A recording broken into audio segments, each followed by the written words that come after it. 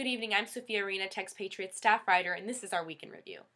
This past Tuesday, Election Day was held all across the state of Texas. Specifically in Houston, voters went to the polls to make selections for mayor, city controller, city council, school boards, and 2 local bond measures. All 9 constitutional amendments on the ballot were approved by large majorities in the statewide vote. This included the contentious Proposition 6, which approved the withdrawal of $2 billion from the state's rainy day fund to pay for water infrastructure projects. The proposition was especially important for the parched, drought-stricken western regions of the state. In Harris County, a bond measure to create a joint county city jail passed by just a few votes, while one to convert the Astrodome into a convention center handily failed.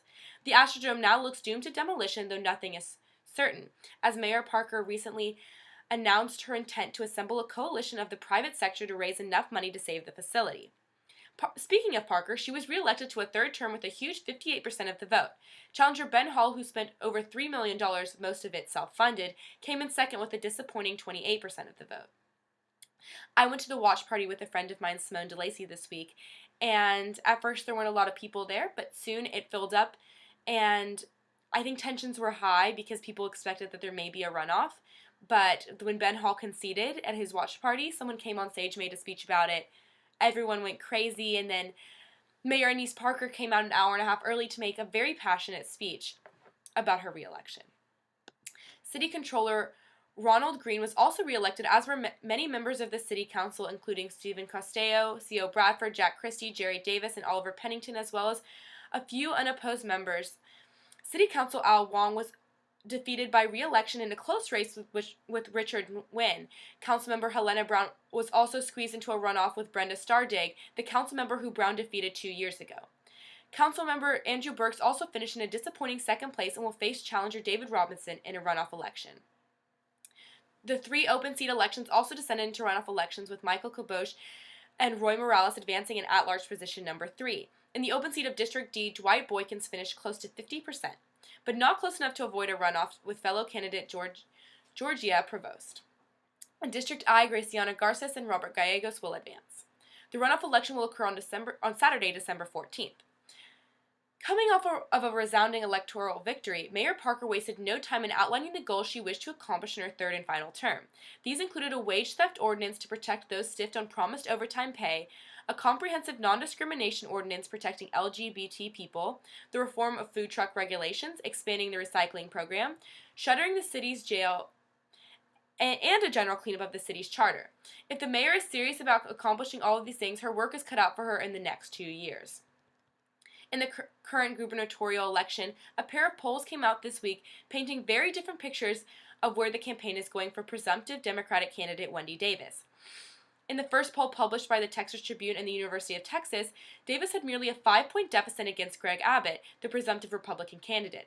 However, in a poll published the next day by Public Policy Polling, a respected nationwide polling firm, Davis was behind by 15 points. The difference between the 2 polls laid in how they defined a likely voter, that is, one they thought would vote in the next year's election. Davis's campaign also experienced a series of possible setbacks in taking an allegedly too moderate tone in these introductory months of the campaign. First, at a recent campaign rally in the Rio Grande Valley, Davis repeatedly distanced herself from the issue of abortion. This despite her high-profile filibuster last June that derailed an anti-abortion bill and first put her on a map as a high-profile politician. Second, Davis made a point of being far away from President Obama when he visited Dallas this past week. In a wonderfully serendipitous occurrence, Davis attended an event in Far, PH, Texas, over 500 miles away from Dallas. The 2 examples bring troubling questions to Davis's candidacy and how much she intends to distinguish herself from previous Democratic candidates who have suffered lopsided defeats after insincerely pandering to more conservative voters. In other statewide news, 2 new Democrats announced their candidacies for high-profile positions. First, Stephen Brown, the chairman of the Fort Bend County Democratic Party, announced his candidacy for the Railroad Commission. The name being something of a misnomer, the Railroad Commission actually deals with the regulation of oil and gas businesses and not railroads. Additionally, Ray Madragal announced his candidacy for governor, a municipal judge and former candidate of the mayor of Corpus Christi. He made an announcement that described a platform hinged upon being attentive to the southern part of the state and reformed gambling laws. His announcement mentioned neither Abbott nor Davis. Texpatriate will be keeping track of the filings for the 2014 primaries, especially in Harris County, over the next few weeks. We will also be fielding new endorsements in some of the runoff elections for the Houston City Council. An endorsement was made on Friday supporting Brenda Stardig in District A.